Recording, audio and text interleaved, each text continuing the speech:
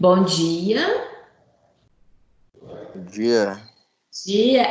Arthur, tá Bom joia? dia. Bom Joia, graças a dia, Deus. gente. Bom dia, Melina. Bom dia, Bom gente. dia. Bom dia, Glenda. Bom dia a todos. Vamos dar início aqui, então, à nossa manhã.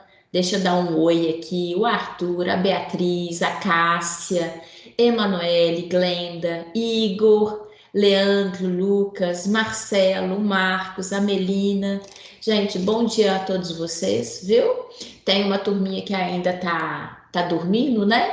Eu já sei disso. Daqui a pouco o pessoal vai chegar. Então, bom dia a todos vocês. Aí, tem gente entrando. Deixa eu explicar a vocês como eu organizei essa nossa manhã. Vou apresentar aqui para vocês, eu vou trazer nessa manhã um momento para que a gente possa fazer até uma revisão, tá bom?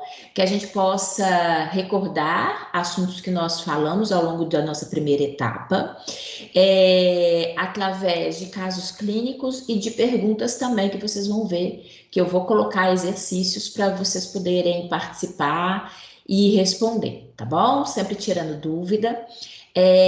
Vocês sabem que a partir de semana que vem, a partir do dia 22, nós temos a aplicação de atividade referente oficial 1. Eu, inclusive, vou explicar a vocês hoje como eu pensei na aplicação dessa atividade.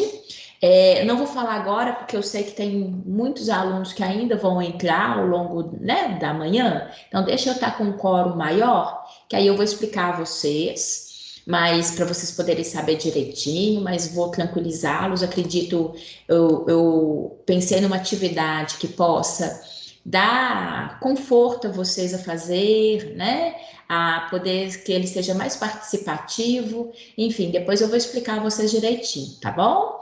Deixa só realmente o pessoal, todo mundo chegar para que possa todos acompanharem a explicação.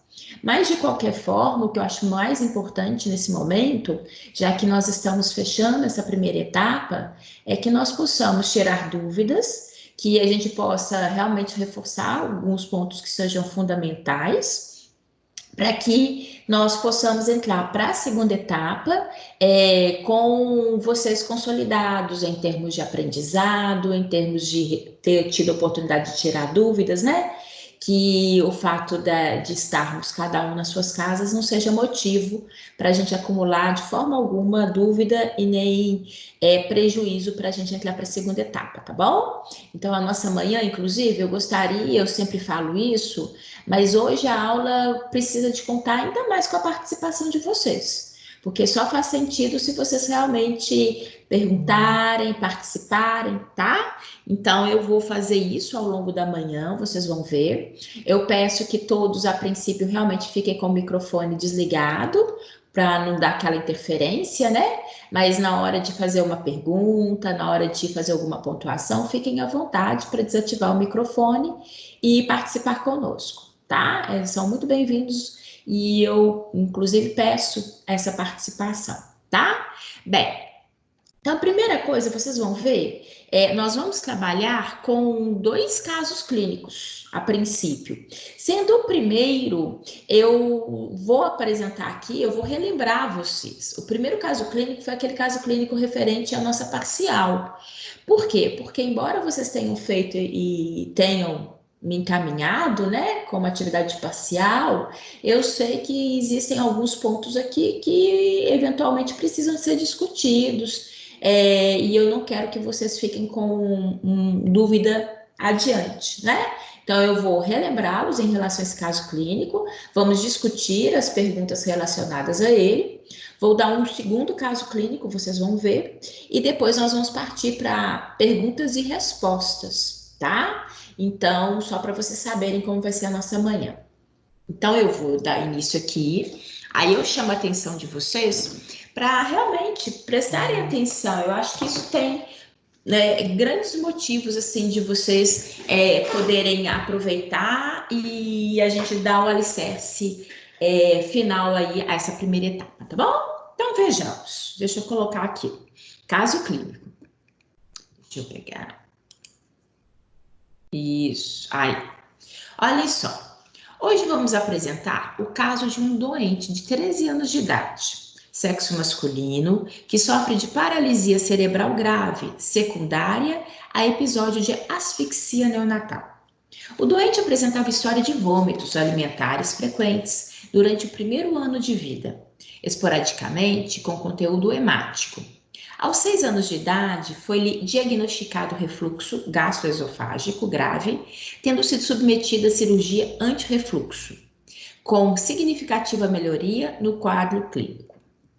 Aos 10 anos, foi pela primeira vez observado na consulta de gastroenterologia, por apresentar vômitos esporádicos, anemia hipocrômica e microcítica, associada a ferro e ferritina, com baixos valores séricos.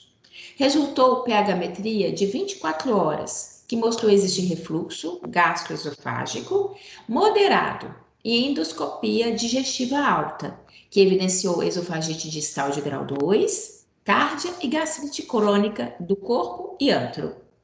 A histologia do antro gástrico confirmou a gastrite e não mostrou a presença de flora do tipo H. pylori. O doente fez tratamento com omeprazol, 40 mg oral por dia, domperidone, ferro oral e polivitamínico. 6 semanas depois, repetiu a endoscopia digestiva alta, sendo então observado ao nível do esôfago distal o aspecto que mostramos na figura. Fez biópsias. Qual lhe parece o diagnóstico mais adequado para o aspecto endoscópico apresentado no contexto deste doente? Então, olhem só. Aqui a imagem, inclusive eu nem coloquei legenda. Deixa eu até pegar aqui meu point. Gente, por favor, desliguem o microfone, tá? Aqui faz qualquer barulhinho. Isso, valeu, obrigada. Fiquem à vontade para desligar para fazer pergunta, tá bom? Olhem só, aqui eu coloquei a imagem para vocês, tal qual está lá no caso clínico, até para vocês se recordarem. Eu não coloquei legenda aqui porque realmente na publicação os autores não colocaram legenda, mas esse daqui, só para a gente observar, é uma imagem do esôfago, tá? Do qual a gente observa esse ambiente bem avermelhado. Isso significa uma alteração tecidual. Como eles falaram, eles fizeram biópsia desse local, né? E aqui vem, ainda tem barulho de microfone. Por favor, desliguem. Que aí qualquer coisinha que você fizer aí no quarto, no ambiente que você tiver, a gente ouve tudo. Olhem só. Comentário a respeito desse caso clínico, que inclusive, quando eu encaminhei para vocês, incluí também os comentários, tá? Olhem só. O aspecto endoscópico apresentado corresponde ao esôfago distal, onde pode observar-se uma mucosa mais vermelha do que o revestimento normal do esôfago a este nível, de aspecto liso e homogêneo, que reveste uma extensão superior a 3 centímetros, contados a partir da cárdia e com um limite superior um pouco irregular. As biópsias efetuadas revelaram tratar-se de um epitélio do tipo intestinal, com células caliciformes e não pavimentoso, estratificado, como é característico do esôfago. Estamos assim perante um quadro de metaplasia intestinal do revestimento do esôfago distal, estendendo-se por mais de 3 centímetros, ou seja, trata-se de esôfago de Barré. Doentes com refluxo de longa duração, pode ocorrer a metaplasia intestinal do epitélio esofágico. É, todavia, desconhecida a prevalência dessa entidade na criança, e alguns autores consideram o risco de desenvolvimento do esôfago de Barré tanto maior quanto maior é a duração dos sintomas do refluxo. O tratamento médico cirúrgico do refluxo pode, em alguns doentes, fazer regredir o epitélio intestinal, mas o mais habitual é a sua persistência. No nosso serviço, observamos já alguns doentes com esôfago de Barré, todos com refluxo de longa duração, mais de 5 anos, tardiamente diagnosticado e tratado, e a maior parte foram observados em doentes com doenças neurológicas, com sintomatologia digestiva, que é por vezes mais difícil de se valorizar. de Barré é considerado como uma entidade potencial maligna, realizada por alguns autores pelo aumento de incidência, perdão, responsabilizada por alguns autores pelo aumento da incidência de adenocarcinoma do esôfago distal. Os doentes portadores de esôfago de Barré devem ser submetidos a controle endoscópico e histológico e tratados por técnicas endoscópicas ou cirúrgicas sempre que aparece displasia nas biópsias de controle. E aí eu vou fazer as perguntas. Mas antes das perguntas em si, olhem só. Acho que tem pontos aqui importantes que a gente já consegue perceber que foi dito para gente, né? Ao longo do próprio caso, né? Reparem aqui, ó. Quer ver que ele vai falar aqui, ó. De um quadro que nos chama atenção, só para pontuar algumas coisas, para vocês verem que tem a ver com o nosso conteúdo. Olha, um quadro de metaplasia intestinal, né? Ou seja, uma alteração. Eu vou chamar a atenção coisas aqui só para vocês perceberem, né? Então, antes para a gente depois aqui. Ele tinha o quê? Refluxo gastroesofágico, né? Grave. Então, olhem só, o refluxo, só para a gente pontuar, é quando há o retorno do alimento que está no estômago e ele volta para o esôfago, tá? Então, e aí você fala, o que isso possa complicar, Luciene? Gente, refluxo, na hora que nós observamos uma situação de refluxo, a gente tem, na verdade, uma oportunidade de trazer substâncias ácidas para o esôfago, tá? É um ambiente no trato intestinal que, na verdade, ele não tem mecanismo de proteção para tanta acidez. Porque no estômago, nós temos ali a presença de suco gástrico, né? Então, quando o alimento volta para o esôfago através de um refluxo, ele vem muito ácido. E isso acaba agredindo o tecido. Eu estou chamando a atenção disso justamente para todo mundo perceber um pouco do caso clínico, né? O que eventualmente possa ter levado a esse indivíduo a alterações teciduais, tá? E aí é que ele fala, né, dessa alteração e ele chama a atenção para esse quadro, fala que ele fez biópsia, então isso daqui é importante porque na biópsia a gente tem a análise tecidual, né, que é o que eles nos colocam adiante. Então, reparem que eu ainda nem peguei pergunta nenhuma, mas eu estou tentando pontuar, no caso clínico, alguns aspectos que possam me ajudar a entender melhor essa situação, tá? Aqui ele fala, aqui, as biópsias revelaram tratar-se de epitélio, olha só, epitélio intestinal, com células caliciformes, não pavimentosas, em um ambiente que é característico de esôfago. Ou seja, eu tive uma alteração de um tipo celular em outro. Ou seja, eu observo um tecido que é um tecido clássico de intestino, que ele coloca aqui, intestinal, num ambiente de esôfago. Então, isso é uma alteração, né? Tanto é que ele chegou à conclusão que se trata-se de uma metaplasia. Bem, agora eu vou colocar aqui para vocês. Uma outra coisa também que eu acho interessante a gente pegar para vocês pontuar, né? Que ele foi diagnosticado então com esôfago de Barré. E aqui, ó, ele coloca que o esôfago de Barré é considerado, né, potencialmente maligno. Ou seja, eles conseguem perceber que se porventura os indivíduos continuam a ter, né, essa característica de agressão tecidual, a médio e longo prazo, ele aumenta a possibilidade dele de ser diagnosticado com tumor maligno na região do esôfago, tá? Então, por isso que é muito importante o quê? O diagnóstico e o tratamento, tá bom? Só para a gente observar aqui. O que eu também chamo a atenção de vocês? Casos clínicos é uma realidade para a gente dentro da nossa disciplina e é uma realidade particularmente para vocês. Então, por quê? Vocês na clínica escola e ao longo de outras disciplinas vão trabalhar muito com casos clínicos. É lógico que aí dentro de um contexto mais específico da fisioterapia.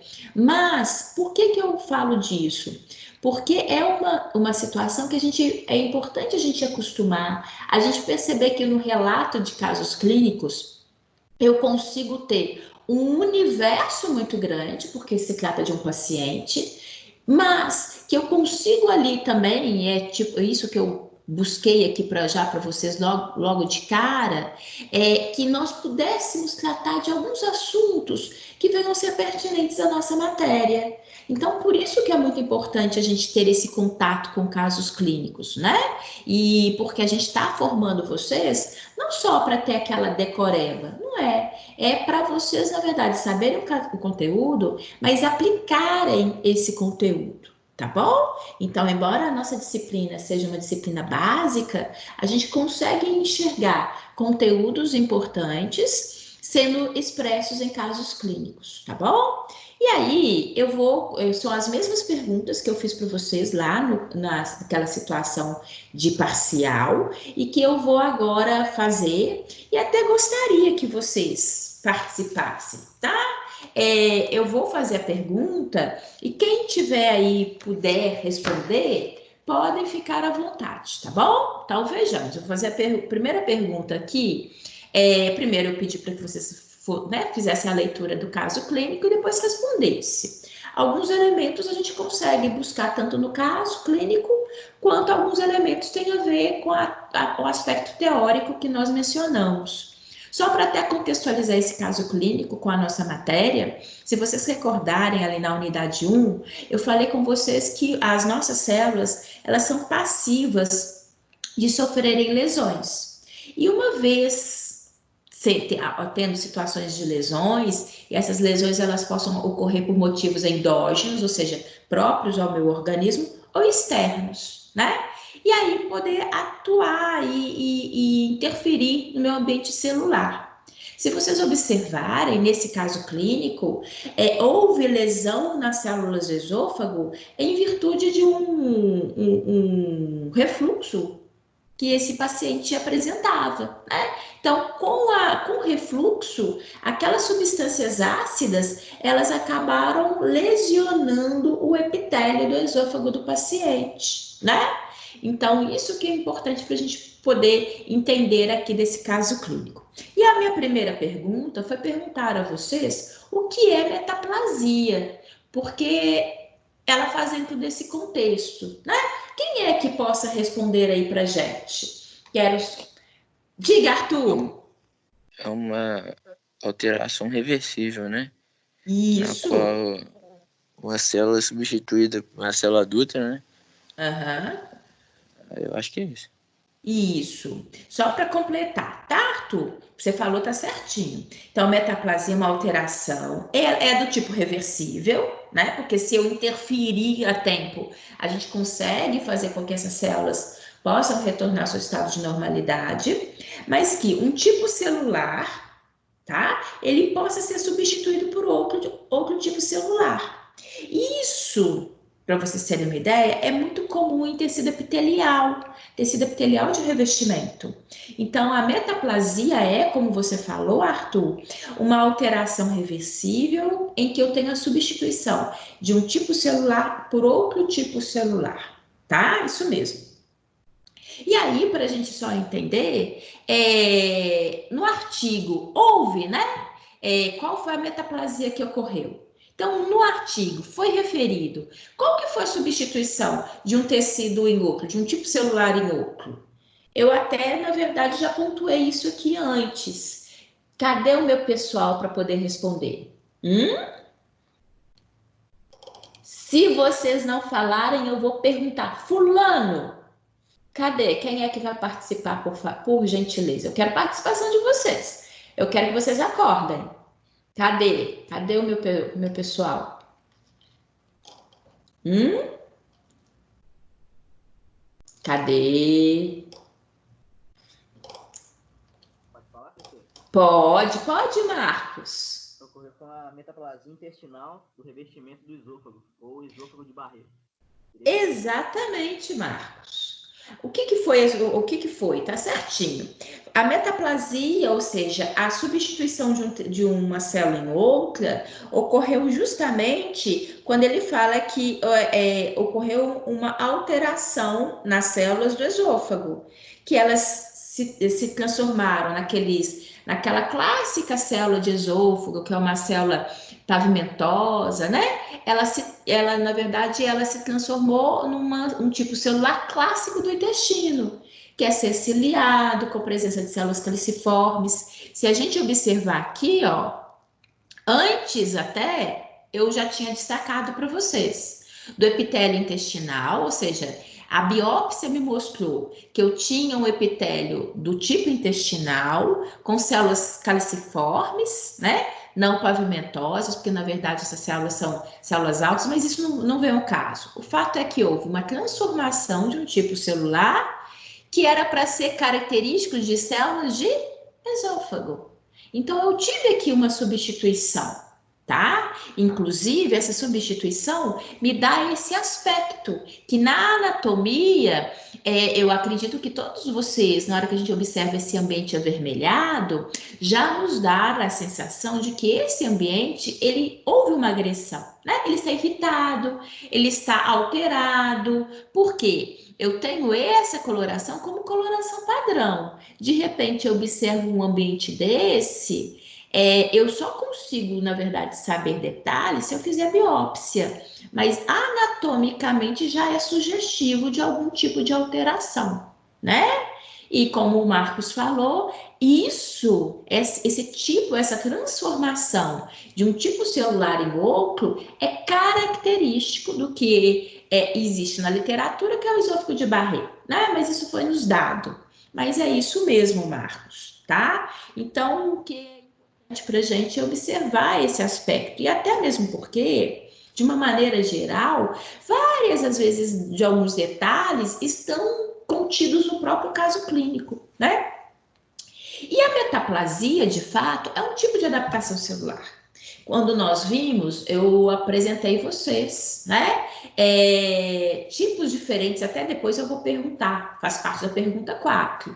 Mas a metaplasia é um tipo de adaptação celular. A célula está tentando se adaptar a uma lesão que está ocorrendo nela, né? No caso clínico em questão, o que motivou essa adaptação?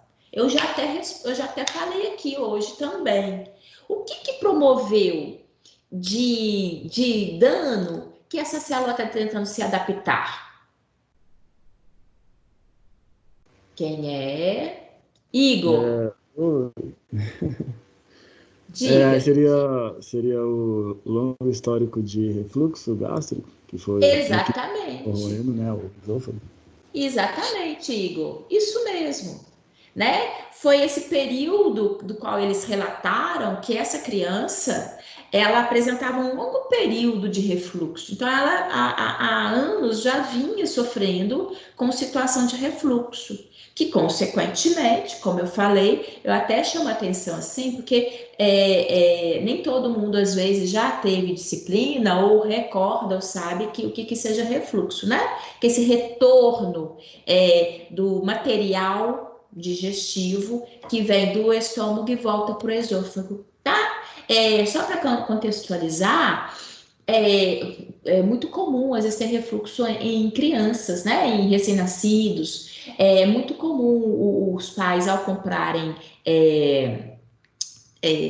oh meu Deus, colchãozinho para o berço, comprar um colchãozinho anti-refluxo, que é aquele que tem uma região, que é a região da cabeça, ele é um pouquinho mais alto, né? Porque anatomicamente vai colaborar para evitar o retorno do alimento, né? Já que nessa fase está todo o processo de desenvolvimento e boa maturação orgânica, acaba sendo mais propenso as crianças terem refluxo, né?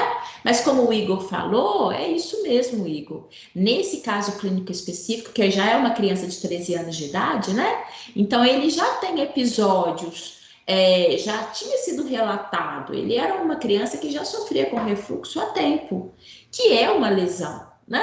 É uma acidez nesse ambiente. Então, acaba motivando a essas células a tentarem responder. É aquilo que acontece conosco, né? Nós precisamos responder a diferentes situações e a gente vai tentando se adaptar, né? Que o diga nós aqui, cada um na sua casa, né? Quem que imaginaria? Ninguém. A gente tenta se adaptar da melhor maneira possível, né? Enfim, a gente está a vida inteira tentando nesse processo adaptativo e as nossas células não são diferentes, tá? Aqui, colocando que há outros tipos possíveis de adaptação celular, sítios e característicos. Também pedi para vocês, inclusive, fazerem desenhos esquemáticos, que não vai ser o caso aqui, mas me digam, quais são as outras possibilidades de adaptação das nossas células? Hiperplasia, Isso, Arthur, hiperplasia. que vai ser Ah, alteração da taxa de divisão da célula. exatamente, ou seja, eu acabo tendo um aumento da quantidade de células, exatamente. E a gente vai ter a hipertrofia, né? Que vai ser alteração do volume, né? Isso mesmo, Arthur. E só para completar, se você falou hipertrofia, que é o aumento do volume, eu também posso ter a hipotrofia, que seria a diminuição do volume, tá? Exatamente. Mas só para a gente completar aqui, então, o Arthur mencionou hiperplasia, hipertrofia, hipotrofia, mas só para a gente mencionar, essas alterações se faz muito, né? Em função, a atrofia e a hipertrofia, em função principalmente quando a gente dá uma quantidade nutricional diferente, né?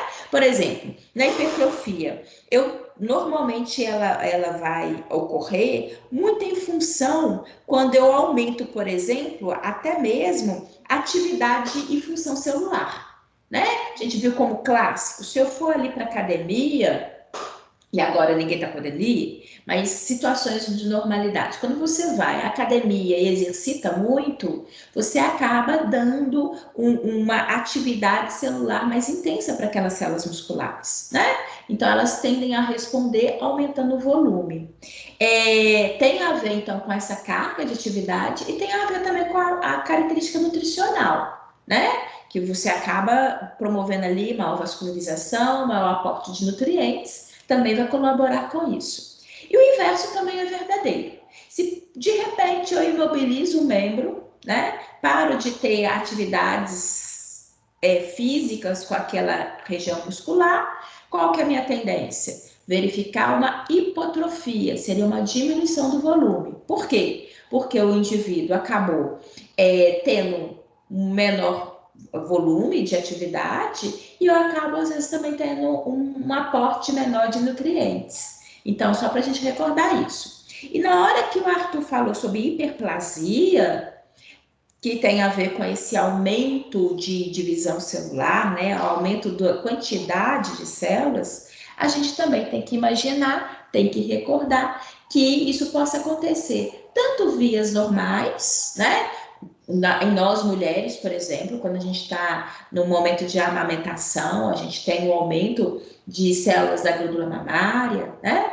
Ou patológico, no caso específico, para a gente recordar um exemplo clássico, que seria a hiperplasia prostática dos rapazes, onde ali o senhor, né, mais idoso, tende às vezes a ter aumento de células da glândula prostática, tá? Então, ela é muito característica hormonal, na hora que eu falo de hiperplasia. Ela vai ser muito gerida do ponto de vista de alterações hormonais, tá? Eu estou fazendo assim, gente, para vocês poderem recordar e, inclusive, podem fazer perguntas, tá bom? Eu quero que vocês participem. Tô achando vocês muito caladinhos demais a conta. Quero vocês participando, tá? Lara, você que tinha falado em revisão, olha só, isso é uma revisão que nós estamos fazendo hoje. Quero que vocês participem para realmente fazer, né, ser mais produtivo para vocês também. Tá combinado? Bem, outra pergunta aqui, né, que eu fiz para vocês. Tem alguém perguntando alguma coisa ou foi impressão minha? Fui eu. Oi, eu quem? Deixa eu ver, pode falar? A hiperplasia, o tumor seria um exemplo dela? Marcos, na hiperplasia, na hora que você fala de tumor, a hiperplasia prostática, ela é uma situação tumoral, mas ela é tumoral benigna, tá? Na hora que a gente fala de tumor, só ter o cuidado que às vezes a gente fala tumor e sempre imagina câncer, obrigatoriamente, né? Mas não, os tumores possam ser benignos ou malignos, é algo que inclusive a gente vai ver na nossa disciplina na unidade 4, tá? Mas sim, a partir do momento que eu tenho um aumento da quantidade de células, né, eu acabo estabelecendo ali uma situação tumoral, mas que possa ser avaliada como benigna, tá bom? Vocês vão ver a diferença adiante, mas não significa, é só para a gente colocar isso bem claro na nossa mente. Existem tumores benignos, né? E a partir disso, um prognóstico que precisa de ser acompanhado, mas um prognóstico em que tende a dar ao indivíduo uma tranquilidade maior, tá bom? Então, sim, nessas situações, a gente possa observar situações tumorais, não é sempre, né? Por exemplo, na hora, se eu falo ali uma hiperplasia da minha glândula mamária, em função do momento de amamentação, depois, inclusive, ela vai regredir, né? É uma situação que é comandada por aquele hormônio que é momentâneo e necessário. Então, a hiperplasia não é obrigatoriamente uma situação que vai me causar tumor, mas existem algumas questões relacionadas a alterações patológicas, ou seja, associadas a doenças, e que eventualmente aí eu posso estabelecer um quadro tumoral, quer seja ele benigno ou maligno, tá bom? E aí a gente vai ter a oportunidade de aprofundar mais adiante na oncologia, tá certo? Mas é isso mesmo, o raciocínio ele tá certinho. Bem, qual que é o principal motivo que tende a fazer as células se adaptarem? Quem que me fala? Professora, eu acho que quando a célula sai daquele estado de homeostasia, ela está mantendo fonte, e tem alteração, né, mudança mais intensa no seu ambiente celular, aí tem essas alterações. Isso, Melina. Você falou o seguinte, ó, quando a célula sai do seu ponto de equilíbrio, né, sobre aquela homeostasia, ou seja, aquele bom funcionamento celular, né? Isso está certinho. Inclusive, Melina, completando, um dos principais fatores que geram uma célula a perder essa homeostasia, a promover um desequilíbrio de funcionamento dela, é a diminuição ou a ausência de oxigênio, viu? Então, completando isso, um dos principais fatores que tende a interferir nesse bom funcionamento celular que você mencionou é a diminuição da oferta de oxigênio. Nenhuma célula nossa, gente, sobrevive bem, vai manter-se, né?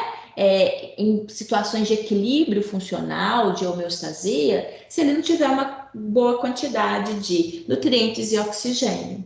Então, por isso que é muito importante, que tende a fazer com que nossas células acabam gerando, né, alterações e precisando de se adaptar a diferentes situações, quanto à oferta de oxigênio.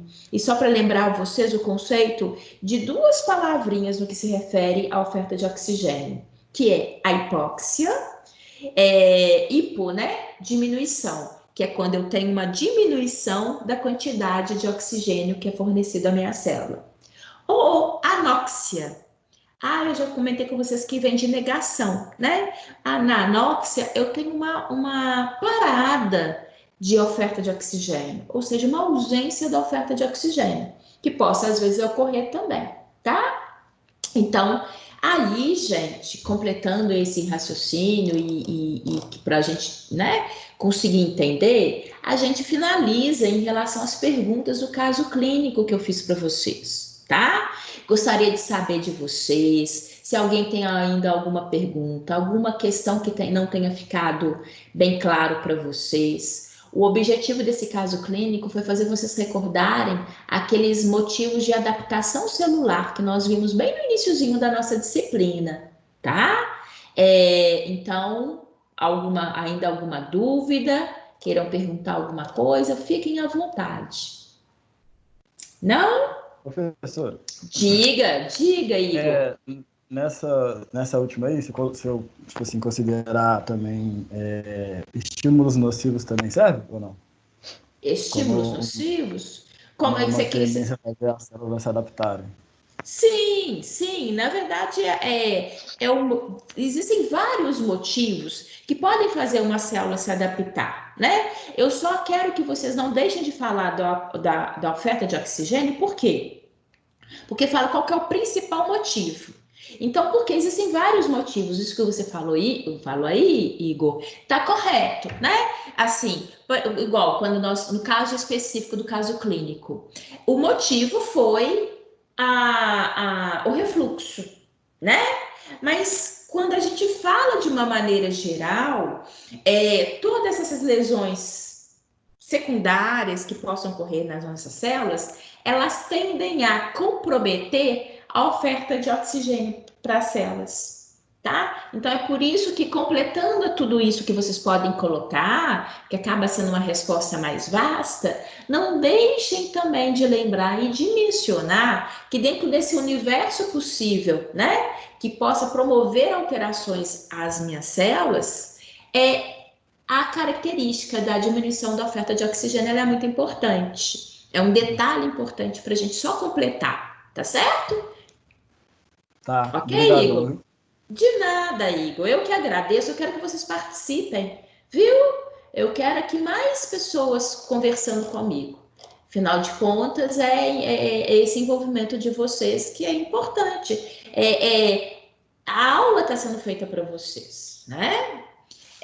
Não é um podcast. Eu quero que vocês participem. Bem, então podemos passar para o próximo caso clínico. Então, já que não tenham perguntas, não tenham nada a esclarecer a respeito, vou passar para o próximo caso clínico, que aí é um caso clínico diferente, vocês vão ver. Ele aborda um outro assunto, né? Também dessa parte da unidade 1, mas ele vai deixar de falar de adaptação celular e vai falar de uma outra possibilidade. Inclusive, eu vou fazer uma introdução aqui, né, para vocês recordarem. O que nós vimos? As nossas células possam sofrer diferentes situações de agressão, né, por motivos endógenos ou exógenos, como eu falei com vocês, né? Endógeno. Meu estado nutricional, meu sistema imunológico, né? Minha carga genética, isso é meu, né? Infelizmente ou felizmente, são características minhas e que eu carrego, e o que eu carrego isso ao longo da minha vida, né? Agora, existem motivos externos, que são exógenos, né? Eu posso fazer de tudo para evitar que um ácido caia sobre a minha pele. Eu posso fazer de tudo para evitar que, ao mexer ali na cozinha, alguma coisa venha queimar e agredir o meu corpo. Eu posso, é isso que nós estamos fazendo, evitar com que algum agente externo, algum micro-organismo, particularmente um vírus, possa entrar no meu corpo, né? O isolamento é uma medida uma tentativa de me proteger e evitar que eu entre em exposição com o vírus que está aí, né? Sendo transmitido de uma maneira muito, muito frequente. Bem, então isso é um motivo externo. Eu posso tentar evitar, né? Eu posso ter medidas preventivas quanto a isso. Não me garante que necessariamente eu vá conseguir o objetivo que eu tenho, mas são medidas que eu evito, né? Mas por que eu estou falando disso? O fato é que as nossas células vão poder se adaptar, que é isso que a gente está falando, e que aí, eventualmente, uma hora ela se adapta, mas como nós vimos, a adaptação ela tem limite fisiológico. Tem hora que a minha célula até tenta se adaptar, mas ela extrapola o limite dela e faz com que ela, porventura, evolua com um processo de morte celular. E aí foi o que nós vimos, que a morte celular ela possa ser uma morte celular programada ou uma morte celular não programada, que aí é o que a gente chama a programada apoptose, e a não programada é necrose, tá bom? Então, agora eu vou caminhar para vocês um caso clínico que vai falar de morte celular. Então, olhem só, eu vou apresentar a vocês e depois vou fazer perguntas a respeito, tá bom? Presta atenção. Caso clínico 2, olhem só.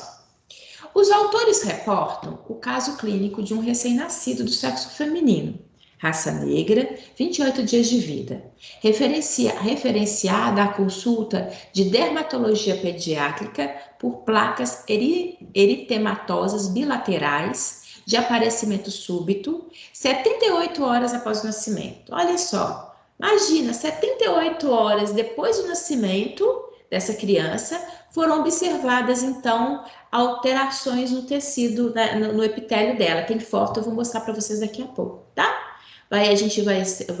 Foram observadas placas no tecido, né? Com uma vermelhidão, um arroxear, vocês vão ver, inclusive que foram observados nódulos. Olhem só. O exame dermatológico mostrou placas eritematosas sobre as quais se palpam nódulos de consistência elástica, de bordos bem delimitados, indolores à palpação, localizados na superfície posterior externa dos antebraços, tá? Então, o que eu chamo a atenção de vocês aqui? Uai, Lucine, é importante avaliar? Sim, imagina, eu acabei de ter um neném, com 78 horas, eu começo a verificar que do nada começam a ter manchas vermelhas na pele dele e a gente ainda palpa, percebe que tem nódulo. É lógico que a gente precisa de avaliar, né? Tem que verificar o que causou isso, o que promoveu, o que é esse nódulo, né? Isso até que, igual nós comentamos anteriormente, eu preciso verificar se isso não se trata, por exemplo, de uma situação tumoral, de nada que venha a ser maligno, né? É fundamental. É uma pulguinha atrás da orelha que fica ali diante dos profissionais que estão atendendo essa criança, né? Então, olha só, não se observaram outras alterações no exame. Nada de febre, nem anorexia, vômitos ou irritabilidade. O parto ocorreu por cesárea, às 38 semanas e 6 dias de gestação, com índice de Apgar 9 no primeiro minuto e 10 no 10º minuto. Teste de Apgar se faz a todas as crianças, tá? Para poder verificar a capacidade de resposta dela, a capacidade respiratória, tá? E só para vocês terem uma ideia, a nota máxima é 10. Então, essa criança nasceu com uma avaliação excelente, né? E o peso ao nascimento era de 3,650 kg e medida de 50 centímetros. Então, uma criança que nasceu com um peso considerável, né? Até grandezinha, um peso bem considerável com 38 semanas, mas ao mesmo tempo também sem grandes exageros, não poderia falar que esse bebê nasceu obeso, né? E num tamanho adequado. Durante a gestação não se registraram, aqui, deixa eu ver se eu consigo mexer. Desculpa, gente, que tem uma coisa que estava bem no local para mim poder ler aqui. Desculpa, eu vou voltar. Aí. Ó, voltou, danado. Durante a gestação não se registraram intercorrências, nomeadamente pré-eclâmpsia, hipertensão ou diabetes gestacional. Na verdade, ele quer dizer o seguinte, olha, o parto foi por cesárea, a criança nasceu com peso e tamanhos adequados, a nota dela foi excelente de avaliação inicial e não tem nada que desabone o período gestacional, né? Não houve nenhuma intercorrência, a mãe não teve nenhuma alteração de hipertensão, não teve pré-eclâmpsia, não teve diabetes gestacional, que são fatores que eventualmente poderiam interferir na saúde do bebê que estava ali sendo gerado, tá? Então, ou seja, tudo ok. Foi efetuada a biópsia cutânea puncional de uma das lesões do braço direito, né? Foi aquilo que eu falei com vocês, olha, foi observado um nódulo nessa criança. É importante ter avaliação. E essa avaliação só, na verdade, se faz adequadamente por biópsia. Porque quando a gente tem a oportunidade de avaliar aquelas células, será que essas células que estão ali são células saudáveis, né? É aquilo que eu comentei com vocês. Poxa, a gente tem que avaliar, não posso tirar nenhuma possibilidade, né? Tem que ter o diagnóstico. Então, foi efetuada essa biópsia de uma das lesões do braço direito, durante a qual se verificou liquefação do tecido adiposo. Só para a gente recordar, né? Lembrar vocês alguma coisa lá na frente, lembram?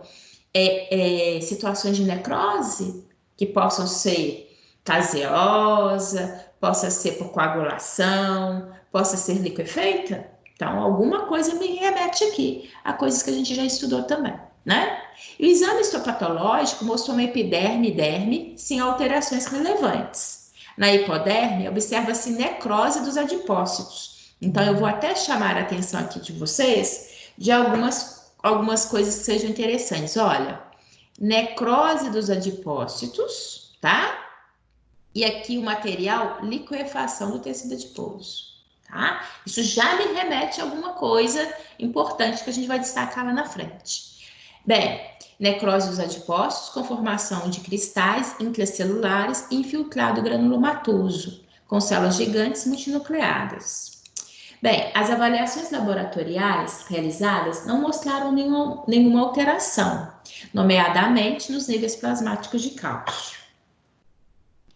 E o que eu também fiz? Eu coloquei essa imagem porque aqui o autor fala que mostrou epiderme e derme sem alterações relevantes e que a necrose está na hipoderme. Eu coloquei essa imagem, só para que todos possam ter oportunidade de acompanhar e de relembrar, né? Porque na hora que ele fala, a biópsia se deu avaliando esse ambiente aqui, que é o ambiente tecidual, né? Na hora que ele fala epiderme, o que é epiderme? Epiderme é essa regiãozinha daqui, ó, onde eu tenho um grande conjunto celular, porque a nossa pele é um tecido epitelial estratificado, né? Então, eles observaram que aqui nessa camada está tudo saudável, não teve nenhuma alteração. Assim como a derme. O que é derme? É toda essa região que vocês estão vendo aqui, esse rosáceo, tá? Que inclusive com vascularização, com glândulas, tá? Então, ele fala aqui no caso clínico que tanto a região de epiderme como derme estão saudáveis, sem nenhuma alteração. Mas que foi observada necrose nas células adiposas da hipoderme. O que é hipoderme? Essa regiãozinha aqui, ó. Essa área que vocês estão vendo em amarelo são células adiposas, tá? É a região que a gente denomina de hipoderme, onde eu tenho panículo adiposo, onde eu tenho grande quantidade de células adiposas. Então, eles verificaram a alteração nessa região, onde as células adiposas foram observadas apresentar necrose, tá bom? Então, é isso. Eu coloquei só para todo mundo ter oportunidade de recordar, de identificar, né? E acompanhar aqui para gente o entendimento desse caso clínico, tá bom? Não foi efetuado qualquer tratamento, uma vez que se trata de uma patologia cutânea autolimitada, sem envolvimento sistêmico. Ou seja, eles avaliaram, verificaram que essa criança, essa alteração, ela existe, mas que ela não tinha nenhum fundamento tumoral maligno, que é uma alteração autolimitada, que não conferia nenhum risco para esse bebê. Ou seja, nenhum envolvimento sistêmico, não iria comprometer nenhum outro funcionamento, quer seja circulatório, digestório, enfim, tudo ok com essa criança, tá bom? Eles acompanharam a criança ao longo de 8 meses, sempre, né? Ainda mais criança recém-nascida. Naturalmente já faz um acompanhamento, né? Mas no caso, eles fizeram um acompanhamento dessa criança por 8 meses com um dermatologista, tá? Com realização de exames, ou seja, sempre tudo avaliando com um parâmetro normal. As lesões tiveram redução e desaparecimento com 6 meses de idade. Então, desapareceu aos 6 meses, acompanharam o 7º, 8º mês, e aí deram alta para essa criança, tá bom? Bem, aqui temos de imagem, essa imagem do próprio caso clínico. Reparem que na hora que a gente fala aquelas placas eritematosas, né? Esse ambiente aqui, ó, em ambos os lados, inclusive, tá? São essas imagens escuras, meio arroxeadas, que foram verificadas e que por apalpação, na hora que a gente colocava realmente a mão nesse ambiente, eram observadas aspectos endurecidos internos, que é o que nós denominamos de nódulos, tá? Então, é isso que foi de acompanhamento e observação dessa criança ao longo do tempo, tá? Aqui, quando eles fizeram a análise por biópsia, só para vocês observarem todo esse ambiente aqui, ó, são os adipócitos, são as células adiposas que eu mencionei para vocês, que acabam que eles conseguiram verificar que estavam necrosando, né? Inclusive com aspecto liquefeito, saindo material líquido na hora do funcionamento, tá bom? E eu faço perguntas a vocês. Eu vou fazer pergunta e gostaria que vocês participassem, inclusive outros alunos que até agora não falaram nada, tá? Me falam, o que eu vou fazer pergunta tem a ver com nossa matéria. Me digam, o que é necrose? Quem pode me falar aí? Hoje, inclusive, eu já mencionei, falei anteriormente. Quem é que vai poder me falar? O que vem a ser necrose? Só um pouquinho, viu, Arthur? Deixa eu ouvir um pouquinho a voz do pessoal aqui, ó. Deixa eu acordar essa galera. Diga! São ouvidos. Vou precisar de falar fulano? Necrose é a morte não programada de algum tecido? Isso, Emanuele. Isso mesmo. Necrose é um tipo de morte celular e que, na verdade, ela ocorre de uma maneira não programada. Ela, na verdade, é o resultado, né? Que a gente está falando aquelas lesões, aquelas injúrias celulares. Então, quando existe uma lesão e aquela lesão, ela caminha, ela ultrapassa o aspecto fisiológico de adaptação da célula, eu acabo tendo uma injúria irreversível, né? Então, quando aquele nível de homeostasia citado anteriormente, ele, na verdade, ele é zerado, ou seja, aquela célula não consegue mais manter esse equilíbrio funcional, eu acabo tendo morte celular. Uma morte celular não programada, que é o que se define necrose. Isso mesmo, Emanuele, certinho, tá? Certinho. E a gente caracterizou, né? Então, essa é morte celular, sim, mas não programada, onde a lesão ou injúria celular ocorreu de forma irreversível, rompendo a homeostasia e, literalmente, incapacitando essa célula de voltar à sua situação de equilíbrio. Então, ela acaba morrendo, tá? Qual foi o motivo da ocorrência de necrose no caso clínico abordado? Talvez isso seja para vocês, eu acho que talvez seja mais difícil nesse caso clínico, tá? Porque, na verdade, esse daqui eu até vou responder. Alguém tem algum palpite? Não tem problema se errar, não tem problema nenhum, gente. É só mesmo. Qual? Quem que fala? É o Igor. Diga, Igor, você tem algum palpite? Então, porque fala que é uma necrose nas células adiposas, né? Isso. Então, tem alguma coisa a ver ali com células que armazenam gordura, querendo ou não, né? Sim, os adipócitos são células armazenadoras de lipídio, isso mesmo. Aí o que acontece? Aí fala que é alguma coisa por liquefação, né? Uma necrose. Foi uma necrose por liquefação. Então, tipo assim, seria alguma coisa relacionada a dificuldades de oxigênio que estava chegando lá, apesar de que o neném estava respirando bem, né? Não sei. Não, mas não, é isso mesmo. O que a gente tem aqui é de levantar hipóteses mesmo, você está certo. Uhum. A questão é o seguinte, para ser sincera, nesse caso clínico, até os próprios médicos, eles fazem um comentário posterior que eles não... Também, essa dúvida, né? Igual você, poxa, tem a ver, por que essas células vieram morrer? Talvez tenha a ver com uma diminuição do suporte de oxigênio, mas possa ser contraditório, porque a criança nasceu respirando bem. Bem, então, na verdade, eles também não conseguem observar uma causa concreta. Por isso, inclusive, que foi tão importante no que eles falaram aqui anteriormente. Ó, vou falar aqui para vocês, ó. Aqui, ó. Na hora que eles falaram isso daqui, é muito importante. Não foi observado durante a gestação pré-eclâmpsia, hipertensão ou diabetes gestacional, ou seja, nada que eventualmente tivesse tido ao longo da gestação que pudesse comprometer a saúde e desenvolvimento desse bebê, tá? Mas tem um detalhezinho que eles colocam pra gente, que é isso daqui, ó.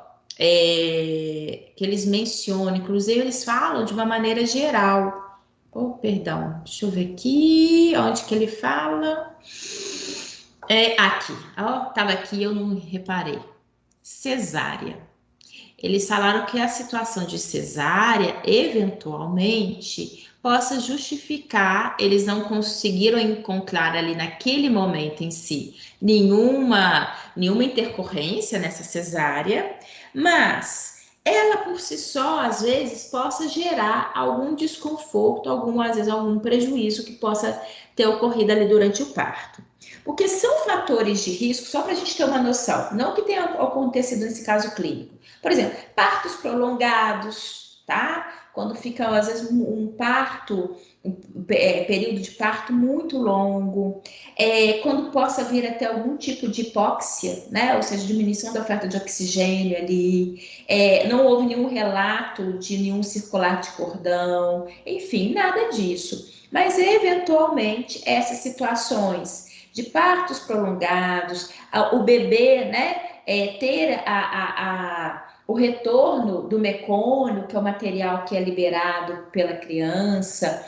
Então, nada foi citado, mas notadamente, de uma maneira geral, eles conseguem observar que são situações que eventualmente possam acontecer, às vezes até em menor proporção, e não terem sido observados, anotados ali, tá? Alguma hipotermia que tem a ver com uma alteração da temperatura durante o parto, eventualmente possam colaborar para isso, tá? Então, por isso que essa pergunta eu até fiz, mas ela fica para nós meio de uma maneira mais difícil da gente responder, porque até mesmo no caso dos médicos, eles acreditam que tenha sido algum fator durante a cesárea, mas não conseguem também fazer um levantamento específico, tá bom?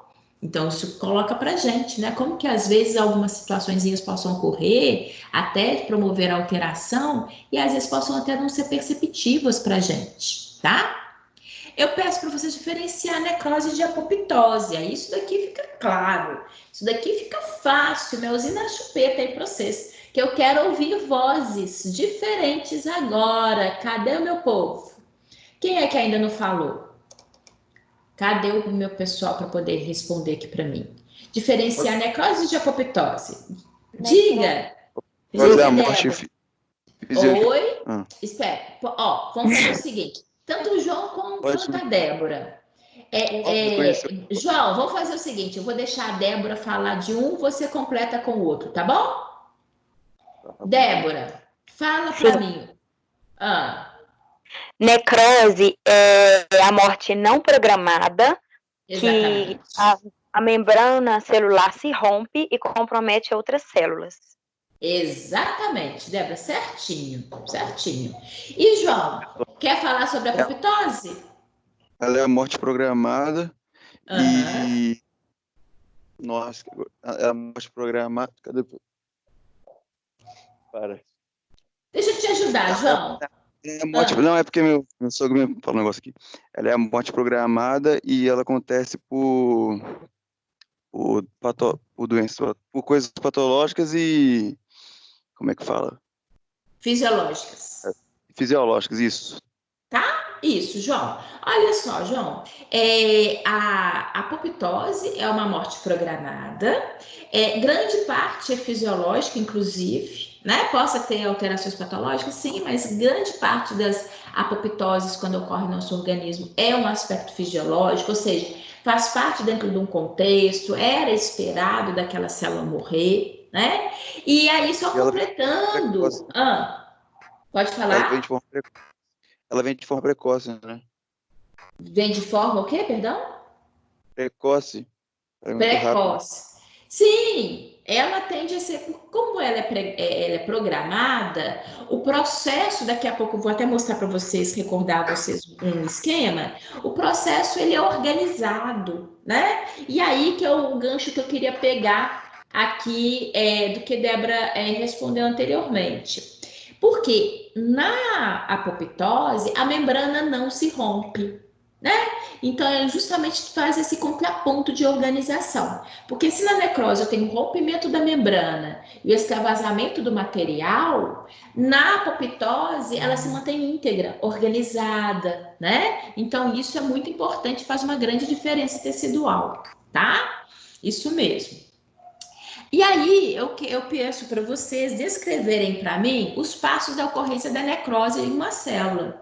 Tem a ver com, só dar dica, o volume dessa célula, se ela aumenta ou diminui, se a membrana, igual foi citada, se ela se rompe ou se mantém íntegra, como que é observado o núcleo dessa célula. Então, quem é que consegue relembrar aqui comigo alguns passos em que me dá a característica de que aquela célula está sofrendo necrose? Professora, seria através de uma lesão irreversível? É uma lesão irreversível, mas aqui, Marcos, eu estou perguntando o seguinte: qual que é o aspecto dessa célula? Se eu olhar para ela, como que ela tá? Ela tá grande, ela tá pequena, ela tá rompendo membrana ou não tá? Na verdade, deixa eu ver. É isso daqui que eu quero que vocês recordem, tá? Melina, quer falar alguma coisa? Pode falar. Não, Não, vou falar, professora. Não? A ruptura da membrana. Tá bom, isso. Deixa eu então completar aqui para vocês. Olhem só. Quais são os passos da necrose? Eu chamo a atenção de vocês, eu até coloquei nesse desenho para ajudá-los a recordar, tá? Porque esse lado aqui, ó, é o lado da necrose, tá? Esse lado aqui eu tenho uma célula passando por necrose, tá? Na hora que eu te pergunto, né? Quais são os passos da ocorrência da necrose? O que eu estou te perguntando? Repare, primeiro, essa célula aqui seria uma célula normal. Nesse desenho, ela está do mesmo tamanho, ela está com um volume maior ou ela está com um volume menor? É demasiado. Exatamente, ela está aumentada de tamanho, né? Isso mesmo. Outra coisa, reparem o material, não sei se vocês vão se recordar aqui, mas o material do núcleo das células, ele também sofre alteração. Ele possa ficar igual tá aqui, ó, reparem que são pequenos pontozinhos dispersos, né? Mas ele também possa ter formatos diferentes. Daqui a pouco eu coloco uma imagem só para vocês recordarem, tá? Em relação à membrana, olhem só, ela se manteve íntegra ou ela se rompeu? Se rompeu. Se rompeu. Então, o que eu tenho? Primeiro, o aumento do tamanho da célula, a alteração do núcleo. Eu tenho a membrana plasmática que se rompe, né? Quando a membrana plasmática se rompe, na verdade, a gente tem a liberação de material digestivo nessa célula. Então, é outra característica que a gente fala. E acaba tendo a instalação de um processo inflamatório, tá? Ainda só acompanhando esse raciocínio, olhem, eu coloquei esse desenho aqui para vocês se recordarem. Ali, ó, o que eu tenho? Eu tenho o núcleo com vários pontozinhos, não foi que eu chamei a atenção de vocês? Olhem, aqui, ó, o núcleo, ele tem esses pontozinhos aqui, bem separadozinhos, né? Bem, naquele exemplo, nós temos um núcleo que ele tem um DNA, que é um material genético disperso, né? Agora, ele pode ser observado de outra forma, ele poderia estar totalmente concentrado, né? Que aí é o que a gente denomina de picnose, ou ele poderia estar fragmentado em porções maiores, que é o cariorrex, tá? Então, só para lembrar vocês que isso daqui também são alterações perceptivas em células que sofrem um processo de necrose, tá bom?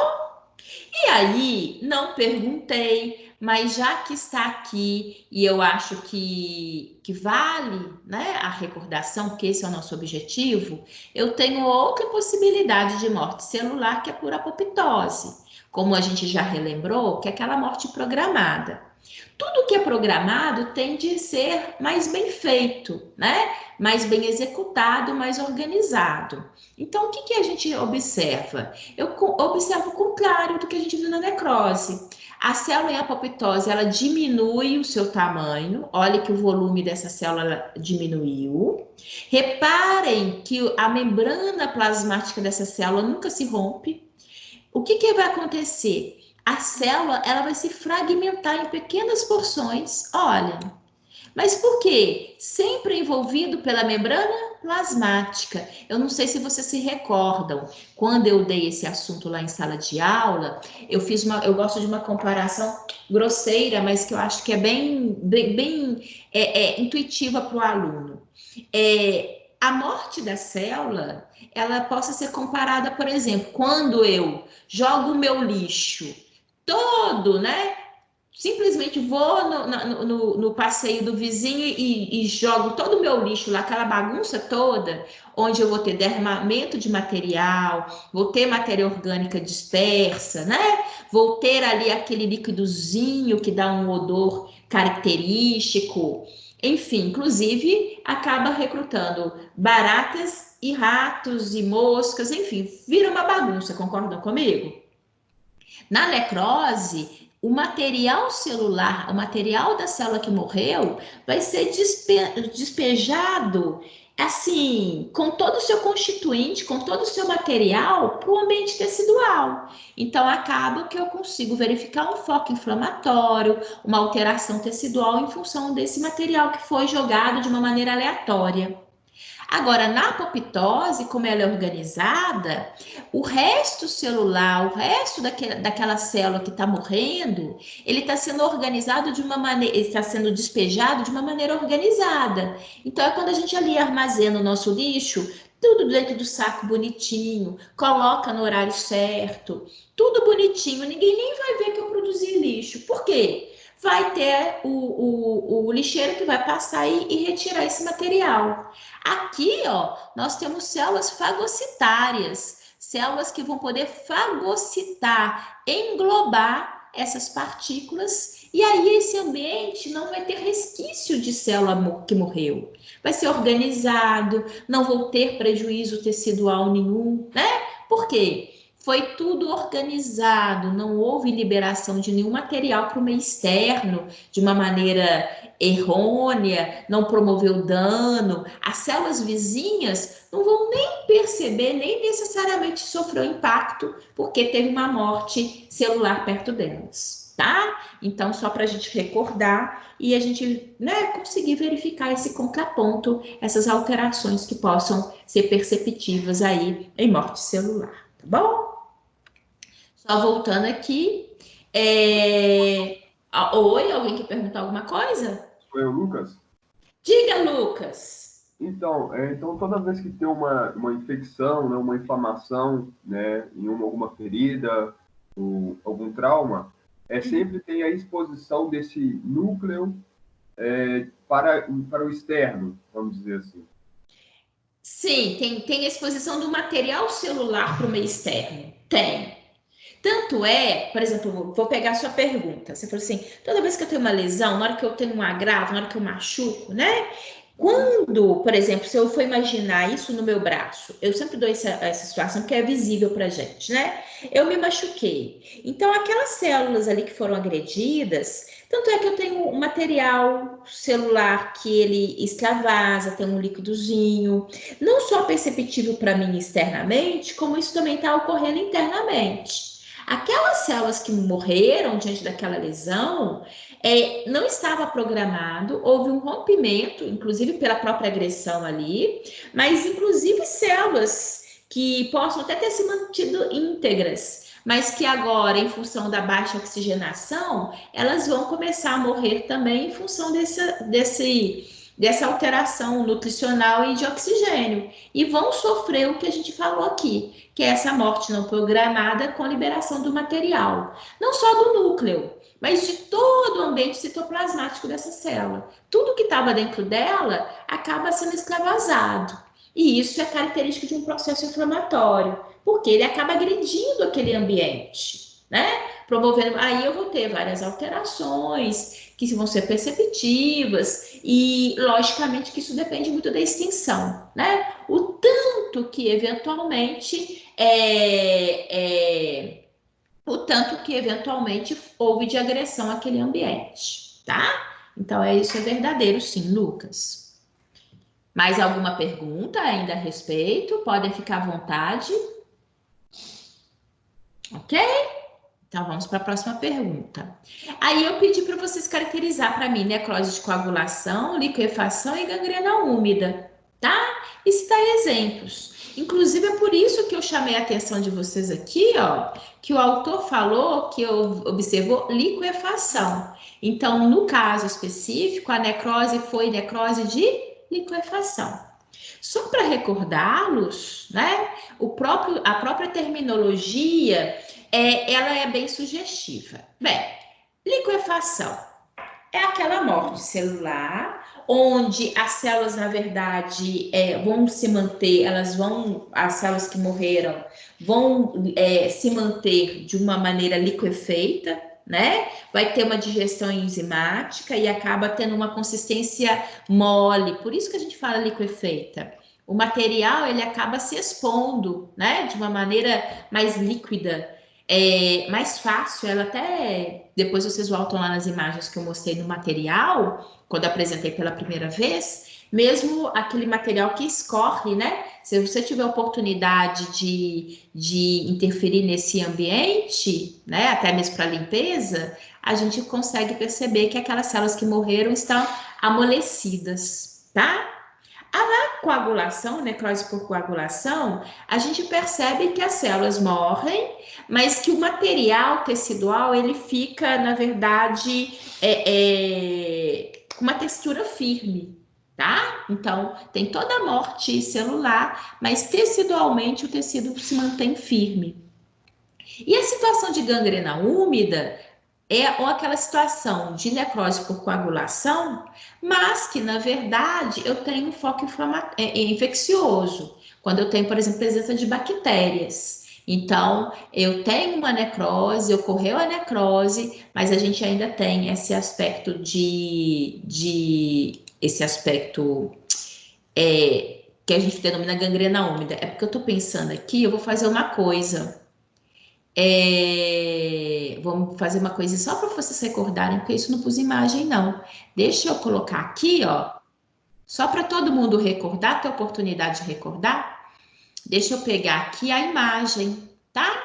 Para vocês. Porque, inclusive, eu estou pensando que tem aluno que nessa revisão tem oportunidade de ver, que às vezes chegou depois, né? Então, é uma revisão para a maioria, mas uma boa oportunidade também para quem às vezes chegou depois e não... Oi, pode falar? No caso, a de liquefação não é por ação de um agente infeccioso, não? Ela possa ter, ela é característica quando você tem um agente infeccioso que promoveu a morte celular, que seja ela bacteriana ou fúngica, ela tende às vezes até fazer com que tenha liquefação. Mas não é exclusivo, não, tá? Posso, às vezes, ter uma coagulação e que lá, eu vou te mostrar aqui agora a diferença. Deixa eu te mostrar em termos de imagem, a gente completa a sua pergunta, pode ser? Tá? Olha só, que eu acho que vai ficar mais claro para vocês acompanharem. Olha aqui, a imagem ajuda, né? Eu pensei em colocar as outras imagens, mas essa eu esqueci de adicionar. Olhem só, na de liquefação, né? Reparem aqui que a gente observa numa região, essa aqui na região mandibular, né? Esse indivíduo tem todo um foco inflamatório aqui, percebo que está edemasiado, tem o rubor, tem esse pontozinho bem amarelo que é chamativo, né? Essa pústula. Inclusive chama a atenção de vocês, gente. Esses pontos amarelados, o pus propriamente dito, são células que morreram, tá? Desde, por exemplo, se eu tiver uma espinha e perceber que ela tá ali amarelinha, é porque naquele local houve morte celular e só um minutinho. Ó, você tem aula agora, viu? Tá, que o Gabriel veio aqui mexer comigo, eu tô falando com ele que tem aula, 9 horas ele tem aula. Enfim, então só chamando a atenção de vocês, gente, que esse ponto amarelinho aqui, que né, possa ser perceptível em outras situações de agressão tecidual, ele nos remete a células que morreram, que é esse pus que nós estamos mencionando, tá? Na liquefação, como eu falei com vocês, quando a gente vai fazer a limpeza desse ambiente, porque aquilo que eu comentei com vocês, todo ambiente ferido, na verdade, ele precisa ser limpo, né? Para que realmente haja uma boa cicatrização. Então, aqui no caso específico, precisa de fazer uma drenagem para que a gente possa cuidar desse ambiente. Então, na liquefação, a gente tem sim a presença de aspectos bacterianos e fúngicos, que foi o que eu acabei de falar com você, Débora, que faz com que, inclusive, esse processo se dissemine, essa morte celular se faça de uma maneira mais liquefeita, tá bom? Que aqui, ó, na hora que eu dei essa associação de liquefação, acho que essa imagem ela é muito característica. Porque na hora que eu rompo aquele ambiente e vou drenar, eu vou ver que o material vai sair de uma consistência amolecida, tá? Mas, eu acho que o que motivou a sua pergunta, Débora, é porque eu falei que aqui, ó, a gangrena úmida, ela é um tipo de morte celular, uma necrose, por coagulação, onde depois teve o instalo de bactérias, né? Qual que é a diferença? A diferença é o seguinte, aqui na de liquefação, houve uma agressão, uma morte celular, às vezes já causado pela presença da bactéria. Eu tinha a presença do foco infeccioso desde o início. Então, por isso que eu tive liquefeita, tá? Que é a necrose por liquefação. Agora, na hora que a gente fala da gangrena úmida, ela primeiro eu não tinha nenhuma presença de processo infeccioso. Antes ela tinha sido, imagina, vamos pegar nessa imagem, caiu algo super pesado e promoveu a esmagadura desses tecidos, tá? Então esse indivíduo teve uma morte celular, uma necrose por coagulação, que foi em virtude daquela esmagadura. Por quê? Por que a esmagadura pode promover isso? Porque ela altera a vascularização, faz com que essas células, então, comecem a não ter nem oferta de oxigênio, nem de nutrientes, porque tudo isso chega através dos vasos sanguíneos, né?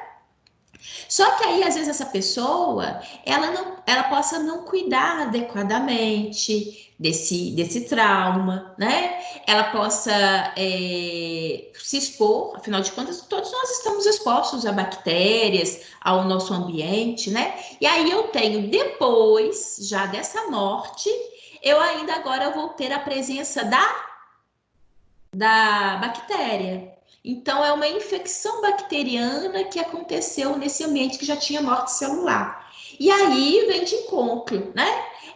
Já que agora eu tenho um processo infeccioso, aquela necrose que era de coagulação passou-se agora também ter um aspecto liquefeito. Por isso que a gente chama de gangrena e gangrena úmida, tá? Então, é esse o diferencial que eu acho que foi o que motivou a sua pergunta ali naquele momento, tá, Débora? E só para completar, em termos de imagem, o que é que eu pulei na nossa linha de raciocínio, que tem a necrose por coagulação. A necrose por coagulação, né, é quando eu observo, houve morte celular, houve todo aquele extravasamento que a gente mencionou, mas na hora que eu analiso o tecido, ele se mantém íntegro, né? Aqui, se eu observo nesse corte, eu percebo que aqui eu tenho uma necrose, eu tenho morte celular, mas o material mantém-se ali, tá? Para poder remover, eu vou ter que vir realmente e retirar, né? Ele não vai escorrer, ele mantém-se aqui íntegro. É caso clássico, por exemplo, de coração infartado. Eu acho que eu tenho aqui. Isso aqui, gente, é um corte de um coração, né? Onde esses pontos esbranquiçados que vocês estão vendo aqui são células que morreram e que é por coagulação. Eles se mantiveram. Houve o corte e o material se manteve aqui, tá? Células que morreram, ou seja, deixam de ser funcionais, deixam de ser ativas, compromete o órgão, né? Inclusive, possa levá-lo a óbito, mas é característico. Isso daqui é só porque se faz essa caracterização de necrose, tá? Existe uma outra que eu não mencionei ainda, que é do tipo caseosa, que é clássico de pulmão em situação de tuberculose, que é essa daqui, ó. Que a gente fala que é do tipo friável, né? Isso aqui parece uma massa, tá? Uma massa esbranquiçada, que é característica, que a gente denomina de necrose caseosa. Mas é só para a gente recordar mesmo, só para vocês saberem isso mesmo, porque na hora que a gente vê algum texto a respeito falando sobre morte celular, a gente sempre, às vezes, observa esses termos, né? E é importante a gente saber e ter noção do que se refere, tá bom? Alguma aqui, esses aspectos, enfim. Algum comentário, alguma pergunta específica? Porque aí eu vou tirar desse arquivo e voltar para o nosso arquivo do caso clínico. Pode ser? Então, ó, deixa eu... Diga, João. Quando a necrose por frio, por exemplo, cara... Sim, hipotermia. Hipotermia, isso.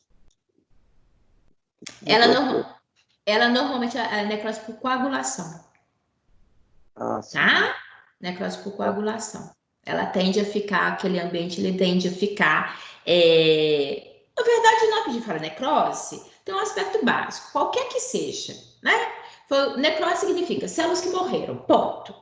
Mas, se a gente analisar aquele aspecto tecidual, as células que morreram, mantém-se ali, né? Se eu fizer um corte, eu consigo perceber que ela está um ambiente coagulado, um ambiente celular que mantém as suas células que morreram, constituindo aquele tecido, tá? Mais alguma pergunta? Não. Então, deixa eu colocar aqui, ó. Vou colocar aqui, eu tirei mesmo, vou voltar ao arquivo do caso clínico, tá bom? Só um minutinho, por favor, que eu tenho que evidenciá-lo aqui para observação, senão precisa... Isso. Agora eu tô voltando. Vou aqui, compartilhar, caso clínico. Isso. Voltou à tela de vocês as perguntas do caso clínico, tá bom? Bem, então, aqui, e eu pedi depois citar os diferentes tipos de núcleos observados nas células no processo de necrose, que é o que eu já tinha mostrado aqui anteriormente, né? Essas alterações aqui, do qual a gente menciona. Quando o DNA é disperso, eu tenho a cariólise. Quando o DNA está concentrado, eu tenho o que a gente denomina de piquenose. E quando o DNA é todo fragmentado em grumos, né, em conjuntos, é o que a gente chama de cariorrexe, tá? Só para vocês recordarem em relação a isso. Bem, e aí eu finalizo aqui em termos de perguntas a esse caso clínico 2. Quero saber se alguém ainda tem algum questionamento, alguma pergunta, alguma coisa que não tenha ficado claro, podem ficar à vontade, tá? Não?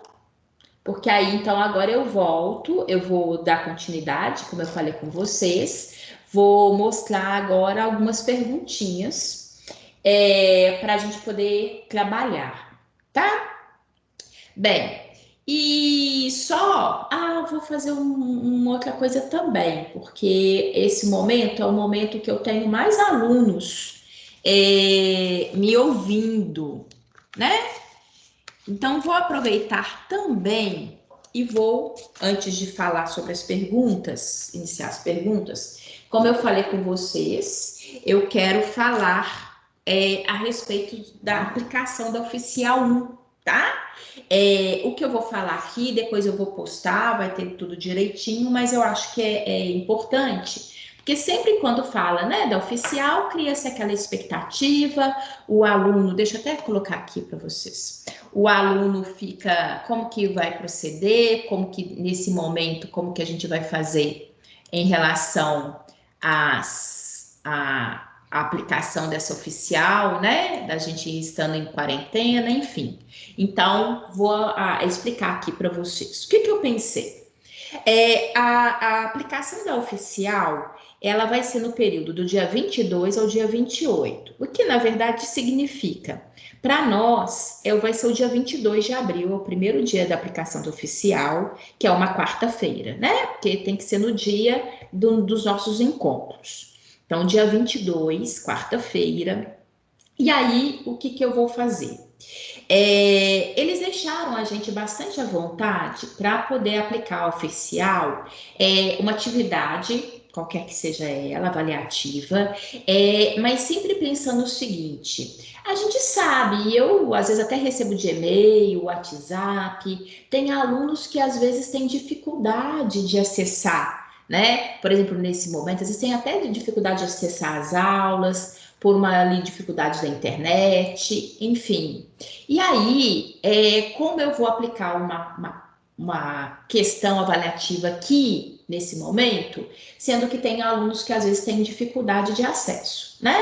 Então, o que eu pensei, e é o que eu vou fazer com vocês, acredito que vai ser assim, eu acabo contemplando a todos vocês e eu também posso agir da mesma maneira, porque também se eu agir de uma maneira com quem pode e agir de uma maneira diferente com quem não pode, para mim também não ia ser muito confortável, né? E mesmo porque é difícil também eu avaliar quem realmente às vezes tem dificuldade ou quem está falando simplesmente que tem dificuldade. Então, eu acho melhor, nesse momento, fazer uma proposta que possa ser para todos vocês, né? Uma proposta que eu venha usar com os mesmos critérios para todos os meus alunos, tá bom?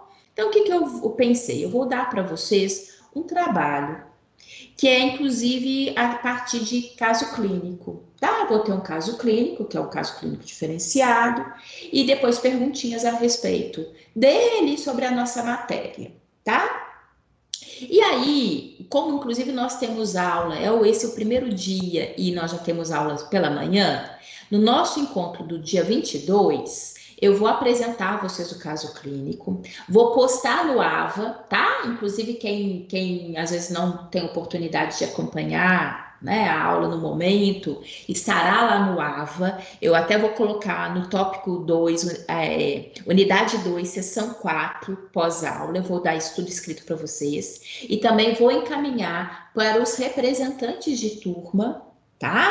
Ou seja, eu quero que todos vocês tenham acesso, independente de ser um caminho único, tá? Então, eu vou postar para vocês. E aí, a gente pode até aproveitar, porque eu estarei colocando essa atividade nesse dia e já teremos nosso encontro às 7h30. E aí, eu posso tirar dúvidas de vocês a respeito da atividade, tá? Nesse dia, quem inclusive já quiser ir fazendo em casa e tendo dúvida e perguntando, eu estarei às ordens. Nesse dia, eu estarei com o objetivo de tirar dúvidas de vocês a respeito da atividade. Não significa que eu vou sair respondendo para vocês, não, né? Porque eu quero que vocês respondam. Mas assim, professor, isso daqui eu tô achando difícil, eu não entendi, né? Então, eu vou ter a oportunidade de retirar dúvidas de vocês a respeito. E aí, vocês vão ter até 2 dias posteriormente, que vai ser, eu vou aplicar no dia 24, no dia 22, e vocês terão o prazo máximo para me entregar no dia 24. A atividade, ela é individual, ela é manuscrita, né? Ou seja, você vai escrever, pode fazer no seu próprio caderno, é bom que vocês vão tendo registro das atividades, vocês vão escrever no seu próprio caderno, e depois vão me tirar foto e me encaminhar por e-mail. Peço a vocês que tirem fotos visíveis, né? Que dê para poder ler, dê para poder enxergar direitinho o que você fez. Coloque seu nome em todas as folhas que você fizer aí no caderno, seu nome, e tire essa foto, me encaminhe por e-mail, tá? E peço também que no e-mail não deixem de me indicar o seu nome completo. Ah, mas ela sabe quem sou eu? Gente, eu tenho muitos alunos, vou receber e-mail de todos os meus alunos, tá? Então, a partir do momento que você já coloca ali seu nome completo, eu já não vou ter dúvida nenhuma, né? Que o Gabriel é o Gabriel dessa sala, que o Arthur é o Arthur dessa sala, que, enfim, por quê? Eu tenho outros alunos com o seu nome é importante que eu possa identificar. Então, nome completo, o nome da disciplina, tá? Identifiquem. É a morfo do sistema imune, tá? Por quê? Lógico que na hora que eu vou ver a sua resposta, eu vou identificar. Mas na hora que você já me dá essas referências, eu já vou pegar aqui no meio das minhas listas, que é lista de cada turma, cada disciplina, cada turno, eu já vou pegar, isso facilita demais, né? Porque aí eu vou avaliar a sua atividade e já vou colocar. Isso até evita que, porventura, eu pegue folha errada, enfim. Então, isso daí me ajuda muito e é importante para todos nós, para evitar erros também de lançamento. Me identifique o seu curso, tá? Eu dou aula para outros cursos, então isso é importante. E me indique também o seu período, tá? Se é primeiro, segundo, terceiro, enfim, me indique também. E, por favor, o turno, se é manhã ou noite, tá? Porque falar que é só morfo do sistema imune, só morfo do digestório, só morfo do tegumentar, se você me fala que é noite, eu já vou adiante, tá bom? Então, eu peço a vocês atenção em relação a isso, tá? Não deixem.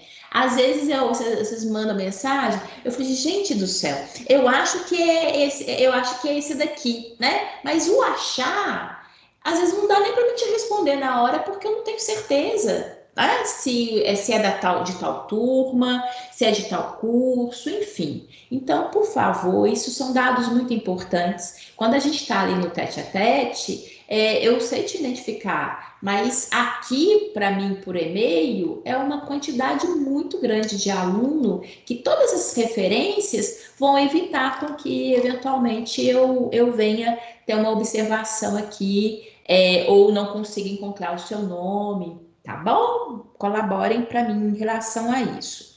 E em relação à atividade, como eu falei com vocês, é um caso clínico com conteúdo relacionado à nossa disciplina, inclusive até salienta, né, a importância da gente estar trabalhando com casos clínicos aqui hoje também. É bom que a gente tenha essa oportunidade de trabalhar e tirar dúvida em relação a como que a gente, né, como que é importante, como que a gente consegue trabalhar com casos clínicos e a nossa disciplina, tá bom?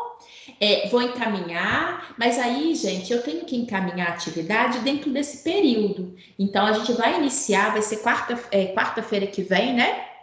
Então, que eu vou lançar para vocês. E aí, quarta-feira que vem, eu vou ter a oportunidade, estarei aqui no intervalo, o período da aula, disponível a tirar dúvidas. E quem quiser, uma ótima oportunidade para já ir fazendo também a atividade aí em casa, tá? Chamando a atenção que eu não vou dar resposta pronta, isso não é o objetivo, mas eu posso tirar dúvida, poder esclarecer alguma coisa que não tenha ficado claro para você, né? Porque, como eu falei com vocês, eu pensei numa atividade que tenha um aspecto avaliativo, mas que também possa ser construtivo para vocês nesse momento, tá? E eu quero saber de vocês o que vocês acharam dessa proposta se isso vai, né, de encontro, às vezes, aí as dificuldades e a situação do momento. O que vocês acham da proposta? Boa. Concorda? Concordou, Arthur? Ok, Beatriz? Tá? Sim, também concordo. Professora, Ok. Quem? Diga. Professora, Diga, eu sei que são... Oi, eu João? tive queda de internet aqui. Eu perdi a internet aqui e tive que reconectar. Então eu perdi o que a senhora falou, né? Não estou sabendo. Perdido. Vou repetir, João. Vou repetir de uma maneira bem objetiva, mas só para você entender. Eu apresentei aqui os aspectos, tá? Como eu vou aplicar a oficial 1. O que vai ser? Quarta-feira que vem, é o dia 22. Eu vou postar no AVA, vou apresentar a vocês a atividade, que vai ser uma atividade em forma de caso clínico. Tá? Semana que vem eu estarei aqui disponível no momento da aula para poder, inclusive, tirar dúvidas de vocês a respeito dessa atividade, tá? Não significa que eu vou respondê-la para vocês, mas, Luciene, essa pergunta aqui, o que você quer com ela mesmo? Eu fiquei na dúvida. Enfim, esclarecer, tá? Vocês podem, inclusive, aproveitar a oportunidade para ir fazendo, porque muitas das vezes a gente tem dúvida ao fazer, né? E estarei aqui para esclarecer a dúvida. Mas vocês vão ter até o dia 24, ou seja, até 2 dias após, para me encaminhar por e-mail. Então, o que é muito importante? A atividade ela é manuscrita, ou seja, você tem que escrevê-la à mão, pode fazer no seu próprio caderno, e aí você vai, é individual também, tá? Então, você vai fazer ali, escrever no seu caderno, me dar as respostas direitinho, tudo organizado, vai tirar uma foto legível e vai me enviar para o meu e-mail, que é aquele mesmo e-mail que vocês já enviaram a atividade de parcial, tá? Inclusive, ainda a gente às vezes tem alunos que estão chegando, né? Porventura, quem ainda não me mandou atividade parcial, gente, podem fazer, tá? Podem me enviar, por favor. Que eu estou aceitando, lógico, tem gente que ainda está chegando, tá? Então, podem fazer, podem me enviar, nem precisa perguntar se pode encaminhar, não. Aí eu só peço que na hora de encaminhar, fale que chegou posteriormente, que está encaminhando, tá? Mas eu peço vocês atenção para a atividade da oficial 1 não atrasar, porque eu tenho prazo de liberação de nota. Então, por favor, e aí depois fica aquela peleja de alteração de nota. Então, vocês sabem que é complicado. Então, por favor, a atividade, então, João, vai ser aplicada no dia 22.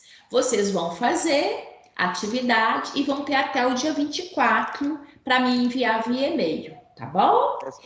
Essa vai ser oficial? Essa é oficial, tá bom? Atenção, porque na verdade eu pensei assim para poder atender a todos, né? Inclusive aqueles colegas de vocês que a gente sabe que às vezes tem dificuldade de acesso à internet, que não necessariamente às vezes na hora da aula em si consegue, né? Então eu acho que é uma maneira democrática e eu vou agir da mesma forma com todos vocês. E vou ter a oportunidade, né, de não agir diferente com um, com o outro, porque como é uma atividade valendo ponto, é muito importante que todos vocês tenham, que eu tenha o mesmo critério com todos vocês, tá? E da mesma forma também, pode falar. Eu, por exemplo, eu estou na roça, então aqui o acesso à internet é um pouco complicado. Tem hora que pega, tem hora que não pega, então eu fico até um pouco preocupado, né? Então, mas só não deixe, tá, João? Ali acompanhar via as mensagens de WhatsApp e acompanhar também ali no AVA, tá? Porque aí é importante. Qualquer que seja o momento, né? Que às vezes você consegue da internet para você ter acesso e para você fazer me encaminhar, tá bom? Mais alguma dúvida, gente? Ok? Mais uma vez, então, eu vou contar aí com a colaboração de vocês que estão no grupo, né? Ali da disciplina, eu vou encaminhar para vocês também depois as orientações e o caso clínico no dia do dia 22, para vocês fazerem a gentileza de disparar para os colegas, todos vocês, tá bom? Gente, com isso... Oi, pode falar? Então você ainda vai passar para a gente o caso clínico? Ainda vou passar. Eu tenho que passar, João, no período, no período estabelecido pela instituição, que começa a partir do dia 22, que porventura é o dia do nosso encontro, tá bom? Tudo bem. Então ainda vou passar, tá? É porque é o período da aplicação da oficial 1, tá? Mais alguma dúvida? Não. Tá? Então, que bom também todos, né, viram a maneira como a gente vai fazer. Oi, diga, Patrícia. Tudo bem? Aqui, eu gostaria só de lembrar que, assim, no AVA ainda, está constando que o meu caso clínico, primeiro, eu sou do primeiro período, não tem nota ainda falando que eu estou ausente, só queria lembrar disso. Não, Patrícia, boa, e não é só a situação sua não, Patrícia. Assim como você, eu sei que tem outros colegas, principalmente vocês de primeiro, que às vezes foram chegando, foram me enviando posteriormente. Depois que a gente lança a nota, quando mesmo que eu receba, eu tenho que solicitar alteração de nota. Então ela não aparece, eu mudei, mas não aparece para vocês. E isso aparece depois, tá? Não é só com você não, Patrícia. Já solicitei alteração, estou acompanhando, tá? Vai aparecer, pode ficar sossegada, tá? Não só você, Patrícia, mas outros colegas também. Podem colocar paz no coração, que vai aparecer para vocês, tá bom? Por isso, inclusive, que agora na oficial, como já estão todos aqui, por favor, não deixem de entregar dentro do prazo, por quê? Vocês vão me entregar e eu vou lançar. E aí depois, para não ficar pendência nenhuma, porque aí na hora que eu lanço, já aparece de imediato para vocês. Aí vocês já têm a tranquilidade de observar a nota, tá bom? Mas de qualquer forma, pode ficar sossegada, Patrícia, que vai aparecer para você a nota, tá bom? E aos outros também, alunos que porventura isso ainda esteja acontecendo. Então, vou fazer o seguinte, vamos para o café? Podem ir para o café, podem ir aí ao banheiro e a gente volta já já, tá certo? Vamos fazer o nosso intervalo. Beijão para vocês.